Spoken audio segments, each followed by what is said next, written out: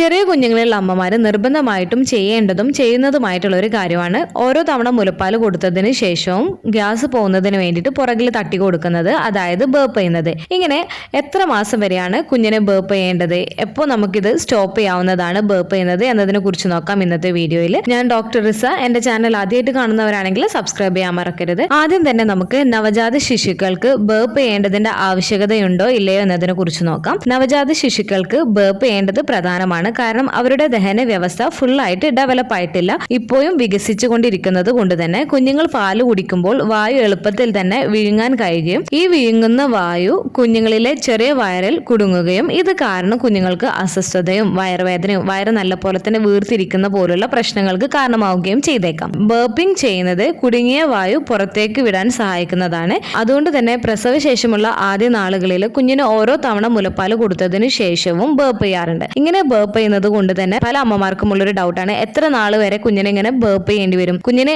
എപ്പോൾ മുതൽ നമുക്ക് ഈ ഒരു ബേർപ്പ് ചെയ്യുന്നത് സ്റ്റോപ്പ് ചെയ്യാം എന്നുള്ളത്. ആദ്യം തന്നെ അമ്മമാർ മനസ്സിലാക്കേണ്ടത് കുഞ്ഞുങ്ങൾക്ക് ബേർപ്പ് ചെയ്യുന്നത് കൊണ്ടുള്ള ഗുണങ്ങൾ എന്തൊക്കെയാണ് എന്നാണ് അറിയേണ്ടത്. അതിനുശേഷം നമുക്ക് കുഞ്ഞുങ്ങൾക്ക് എത്ര നാൾ വരെ ബേർപ്പ് ചെയ്യുന്നത് തുടരേണ്ടി വരുമെന്നതിനെ കുറിച്ച് നോക്കാം. ഫസ്റ്റ്, നിങ്ങളുടെ കുഞ്ഞുങ്ങളുടെ ടമ്മി എന്ന് പറയുന്നത് വളരെ ഡെലിക്കേറ്റ് ആയതുകൊണ്ട് തന്നെ വായു കുടുങ്ങിയാൽ കുഞ്ഞുങ്ങൾക്ക് വീർപ്പ് മുട്ടലും അസ്വസ്ഥതയും അനുഭവപ്പെടുന്നതിന് കാരണമാവുന്നതാണ്. നമുക്ക് തന്നെ അറിയാം, നമുക്ക് ചെറിയൊരു ഗ്യാസിന്റെ പ്രോബ്ലം ഉണ്ടാവുമ്പോൾ നമുക്ക് എത്രത്തോളം അസ്വസ്ഥതയാണ് ഉണ്ടാക്കുന്നത് എന്നുള്ളത്. കുഞ്ഞുങ്ങൾക്ക് മുലപ്പാൽ കൊടുത്തതിന് ശേഷം അല്ലെങ്കിൽ ബോട്ടിൽ ഫീഡൊക്കെ കൊടുത്തതിന് ശേഷം ബേർപ്പ് ചെയ്യുന്നത് അധിക വായു നീക്കം ചെയ്യുന്നതിനും ഇത് കുഞ്ഞുങ്ങൾക്ക് കൂടുതൽ സുഖവും കൂടുതൽ ആശ്വാസവും ലഭിക്കാൻ സഹായിക്കുന്നതാണ്. സെക്കൻഡ്, ഗ്യാസ് തടയുന്നതാണ്. അതായത് നവജാത ശിശുക്കളിലെ ദഹന വ്യവസ്ഥയിൽ കൂടുതൽ ഗ്യാസ് അടിഞ്ഞുകൂടുന്നത് തടയുന്നതാണ്.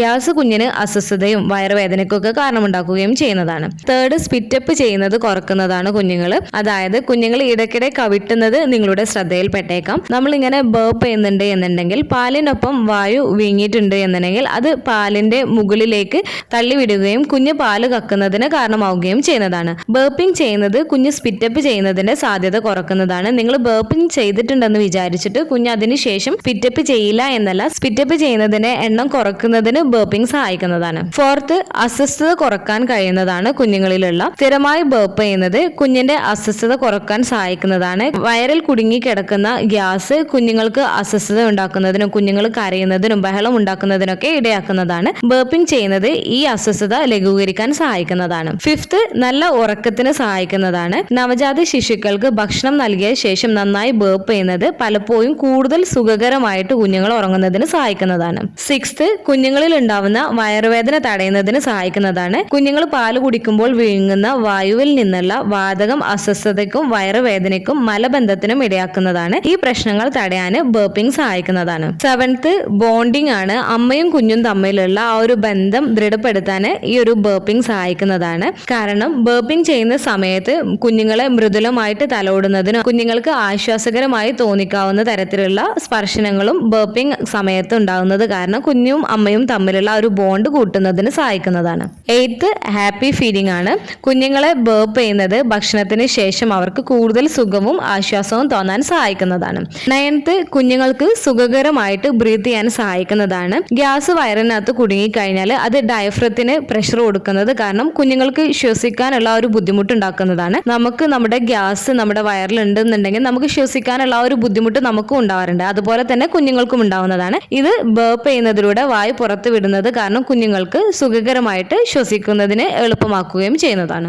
ഈ പറഞ്ഞ കാര്യങ്ങളൊക്കെയാണ് കുഞ്ഞുങ്ങൾക്ക് ഫീഡ് ചെയ്തതിന് ശേഷം ബേർപ്പ് ചെയ്യുന്നത് കൊണ്ടുള്ള ഗുണങ്ങൾ എന്ന് പറയുന്നത്. ഇനി കുഞ്ഞിന് എത്ര നാൾ വരെ നമ്മൾ ബേർപ്പ് ചെയ്യണം, ബേർപ്പ് ചെയ്യുന്നത് എപ്പോഴാണ് നമുക്ക് സ്റ്റോപ്പ് ചെയ്യാൻ പറ്റുന്നത്, ഓരോ തവണ ഫീഡ് ചെയ്തതിന് ശേഷവും കുഞ്ഞിനെ ബേർപ്പ് ചെയ്യേണ്ടത് എത്ര നാൾ വരെയാണ് എന്നതിനെ കുറിച്ച് നോക്കാം. നമുക്ക് ന്യൂ ബോൺ ടു 3 months വരെ ആയിട്ടുള്ള കുട്ടികൾക്ക് ഓരോ തവണ നമ്മൾ പാല് കൊടുത്തതിന് ശേഷവും ബേർപ്പ് ചെയ്യേണ്ടതാണ്. അതായത് പാല് കുടിക്കുമ്പോൾ കുഞ്ഞുങ്ങൾ കൂടുതൽ വായു വിഴുങ്ങുന്നതിന് കാരണമാവുന്നതാണ് ഈ ഒരു പ്രായത്തിൽ. അതുകൊണ്ട് തന്നെ കുഞ്ഞുങ്ങൾക്ക് പാല് കൊടുക്കുന്നതിന്റെ ഇടയിലായിട്ടും നമുക്ക് ബേർപ്പ് ചെയ്യാവുന്നതാണ്. പാല് കൊടുത്തതിന് ശേഷവും നമ്മൾ ബേർപ്പ് ചെയ്യേണ്ടതാണ്. ഇനി കുഞ്ഞുങ്ങൾക്ക് ബോട്ടിൽ ഫീഡ് ആണ് ചെയ്യുന്നത് എന്നുണ്ടെങ്കിൽ ഒരു 30 അല്ലെങ്കിൽ ഒരു 60 ml കുഞ്ഞുങ്ങൾ കുടിച്ചു കഴിഞ്ഞാൽ കുഞ്ഞുങ്ങളെ ബേർപ്പ് ചെയ്യേണ്ടതാണ്. ഈ ഒരു പ്രായത്തിൽ കുഞ്ഞുങ്ങളുടെ ദഹന വ്യവസ്ഥ ഫുള്ളായിട്ട് മെച്ചുർ ആയിട്ടുണ്ടാവില്ല. അതുപോലെ തന്നെ കുഞ്ഞുങ്ങൾക്ക് ഫീഡ് ചെയ്യുന്നത് കറക്റ്റ് ആയിട്ട് അറിയാത്തത് കൊണ്ട് തന്നെ കൂടുതലും അവർ വായു വിഴുങ്ങുന്നതിനുള്ള സാധ്യതയും കൂടുതലാണ്. അതുകൊണ്ട് കുഞ്ഞുങ്ങൾക്ക് ഇടയ്ക്കിടെ നമ്മൾ ബേർപ്പ് ചെയ്യുന്നത് നല്ലതാണ്. കുഞ്ഞുങ്ങളുടെ ഗ്യാസ് പോകുന്നതിന് വേണ്ടിയിട്ട് ഓരോ തവണ ഫീഡ് ചെയ്തതിന് ശേഷവും നിങ്ങൾ കുഞ്ഞുങ്ങളെ ബേർപ്പ് ചെയ്യുന്നതിന് വേണ്ടിയിട്ട് ശ്രദ്ധിക്കേണ്ടതാണ്. അടുത്തത്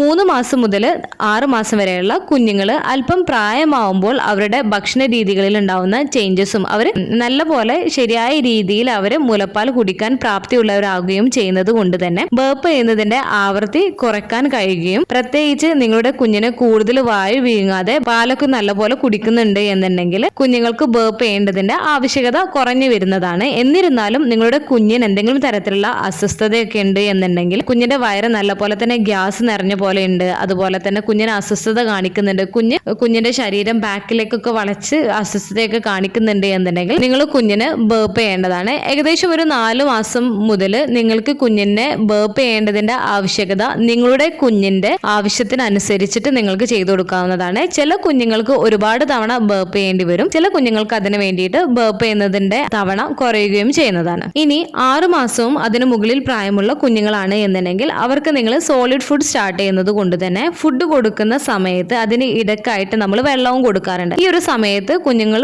കുറച്ച് വായു വിഴുങ്ങാനുള്ള സാധ്യതയുണ്ട്. ഇതിനർത്ഥം ഇവർക്ക് ഇടയ്ക്കിടെ ബേപ്പിംഗ് ആവശ്യമായിട്ട് വരാറുണ്ട്. എന്നിരുന്നാലും ചില കുഞ്ഞുങ്ങൾക്ക് 6 മാസം പ്രായമൊക്കെ ആവുന്ന സമയത്ത് ബേപ്പ് ചെയ്യേണ്ടതിന്റെ ആവശ്യകത ഒട്ടും തന്നെ ഉണ്ടാവാറില്ല. എന്നാൽ കുഞ്ഞുങ്ങൾ ഗ്യാസിന്റെ അസ്വസ്ഥത കാണിക്കുന്നുണ്ട് എന്നുണ്ടെങ്കിൽ അവർക്ക് ഇടയ്ക്കിടെ ബേപ്പ് ചെയ്യേണ്ടത് ആവശ്യമായി വന്നേക്കാം. ഇനി നിങ്ങളുടെ കുഞ്ഞിന് ബേപ്പ് ചെയ്യേണ്ടതുണ്ടോ ഇല്ലയോ എന്ന് നമ്മൾ എങ്ങനെയാണ് മനസ്സിലാക്കുന്നത്? ആദ്യ 3 മാസങ്ങളിൽ മാക്സിമം നമ്മൾ ഇടയ്ക്കിടെ കുഞ്ഞിന് ബേപ്പ് ചെയ്യുന്നതാണ് നല്ലത്. അതുപോലെ തന്നെ ഓരോ തവണ കുഞ്ഞിന് ഭക്ഷണം കൊടുത്തതിന് ശേഷം നിങ്ങൾ കുഞ്ഞുങ്ങളുടെ സൂചന ശ്രദ്ധിക്കേണ്ടതാണ്. നിങ്ങളുടെ കുഞ്ഞിന് സംതൃപ്തിയും സുഖവും തോന്നുന്നുണ്ട് എന്നുണ്ടെങ്കിൽ, ഗ്യാസ് ഉള്ളതുപോലെയുള്ള ബുദ്ധിമുട്ടുകൾ കാണിക്കുന്നില്ല എന്നുണ്ടെങ്കിൽ അവർക്ക് അധികം ബേപ്പ് ചെയ്യേണ്ടത് ആവശ്യമായിട്ട് വരുന്നില്ല.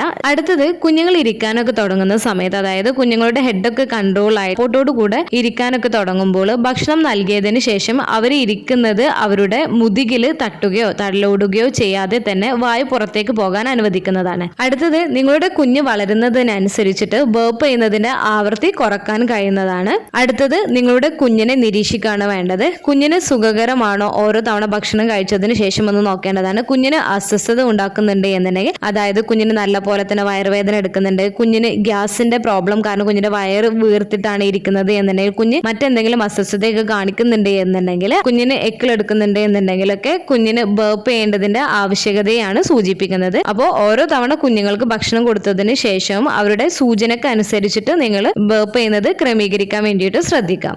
പറഞ്ഞ കാര്യങ്ങളൊക്കെ ഉൾക്കൊള്ളിച്ചിട്ട് വേണം നിങ്ങളുടെ കുഞ്ഞിന് ബേപ്പ് ചെയ്യേണ്ടതിന്റെ ആവശ്യകതയുണ്ടോ അല്ലെങ്കിൽ ബേപ്പ് ചെയ്യുന്നത് സ്റ്റോപ്പ് ചെയ്യേണ്ടതുണ്ടോ എന്നൊക്കെ നിങ്ങൾ തീരുമാനിക്കേണ്ടത്. കുഞ്ഞിനെ എപ്പോൾ നമുക്ക് ബേപ്പ് ചെയ്യുന്നത് സ്റ്റോപ്പ് ചെയ്യാം എന്നുള്ളതിന് ഒരു കൃത്യമായിട്ടുള്ള ഒരു ടൈമില്ല. ഓരോ കുഞ്ഞുങ്ങളിലും വ്യത്യസ്തമായിട്ടായിരിക്കും. ചില കുഞ്ഞുങ്ങൾക്ക് കൂടുതൽ തവണ നമ്മൾ ബേപ്പ് ചെയ്യേണ്ടതിന്റെ ആവശ്യമായിട്ട് വരാം. ഓരോ തവണ ഭക്ഷണം കൊടുത്തതിന് ശേഷം കുഞ്ഞിനെ നമ്മൾ ബേപ്പ് ചെയ്യേണ്ടി വരും. എന്നാൽ ചില കുഞ്ഞുങ്ങൾക്ക് ഒരുപാട് തവണ ബേപ്പ് ചെയ്യേണ്ട ആവശ്യമായിട്ട് വരാറില്ല. കുഞ്ഞുങ്ങൾ വളരുന്നതിനനുസരിച്ചിട്ടും കുഞ്ഞുങ്ങളുടെ ഭക്ഷണ രീതിയും വ്യക്തിഗത സുഖ സൗകര്യങ്ങളും എന്നിവയെ ആശ്രയിച്ചിട്ട് ബേപ്പിംഗ് ചെയ്യുന്നത് കുഞ്ഞുങ്ങൾ വളരുന്നതിനനുസരിച്ചിട്ട് മാറുന്നതാണ്. ഇനി കുഞ്ഞുങ്ങളെ നമുക്ക് 3 രീതിയിൽ നമുക്ക് ബേപ്പ് ചെയ്യാവുന്നതാണ്. ഫസ്റ്റത്തെ മെത്തേഡ് എന്ന് വെച്ചാൽ നിങ്ങളുടെ കുഞ്ഞിനെ നിങ്ങളുടെ ഷോൾഡറിൽ നിങ്ങളുടെ കുഞ്ഞിന്റെ ചിന്ന് വരുന്ന തരത്തിൽ നിങ്ങൾക്ക് കിടത്തിയിട്ട് നിങ്ങളുടെ കുഞ്ഞിന്റെ പുറകിൽ നിങ്ങൾക്ക് തടവി കൊടുക്കുകയോ അല്ലെങ്കിൽ തട്ടി കൊടുക്കുകയോ ചെയ്യുന്നത് ഗ്യാസ് പോകുന്നതിന് സഹായിക്കുന്നതാണ്. രണ്ടാമത്തെ മെത്തേഡ് എന്ന് വെച്ചാൽ നിങ്ങൾക്ക് കുഞ്ഞിനെ നിങ്ങളുടെ മടിയിൽ ഇരുത്തിയിട്ട് നിങ്ങൾക്ക് പുറകിൽ തടവുകയോ അല്ലെങ്കിൽ തട്ടിക്കൊടുക്കുകയോ ചെയ്യുന്നതും കുഞ്ഞിന്റെ ഗ്യാസ് പോകുന്നതിന് സഹായിക്കുന്നതാണ്. അടുത്തത് നിങ്ങളുടെ കുഞ്ഞിനെ നിങ്ങളുടെ മടിയിൽ ജസ്റ്റ് ഒന്ന് കമത്തി കിടത്തിയിട്ട് നിങ്ങളുടെ കൈ കൊണ്ട് അവരുടെ താടിയും അതുപോലെ തന്നെ നെഞ്ചും താങ്ങിയിട്ട് നിങ്ങൾ അവരുടെ പുറകിൽ തടവുകയോ തട്ടിക്കൊടുക്കുകയോ ചെയ്യുന്നതും ഗ്യാസ് പോകുന്നതിന് സഹായിക്കുന്നതാണ്. അപ്പോൾ കുഞ്ഞുങ്ങൾക്ക് ബേപ്പ് ചെയ്യേണ്ടത് ബ്രസ്റ്റ് ഫീഡ് ചെയ്യുന്ന കുട്ടികളിലാണ് എന്നുണ്ടെങ്കിലും കുഞ്ഞുങ്ങൾക്ക് കുപ്പിപ്പാൽ കൊടുക്കുന്ന കുട്ടികളിലാണ് എന്നുണ്ടെങ്കിലും ഓരോ ഫീഡിന് ശേഷവും കുഞ്ഞുങ്ങളുടെ ആവശ്യകത അനുസരിച്ചിട്ട് നിങ്ങൾ ബേപ്പ് ചെയ്യാൻ വേണ്ടിയിട്ട് ശ്രദ്ധിക്കേണ്ടതാണ്. ഈ ഒരു വീഡിയോ നിങ്ങൾക്ക് യൂസ്ഫുൾ ആയിട്ട് തോന്നിയിട്ടുണ്ടെങ്കിൽ മറ്റുള്ളവർക്കും കൂടെ ഷെയർ ചെയ്ത് കൊടുക്കുക. എന്തെങ്കിലും ഡൗട്ടുകൾ ഉണ്ടെങ്കിൽ നിങ്ങൾക്ക് കമന്റ് ആയിട്ട് ചോദിക്കാവുന്നതാണ്. അടുത്തൊരു വീഡിയോയിൽ കാണുന്നത് വരെ ബൈ.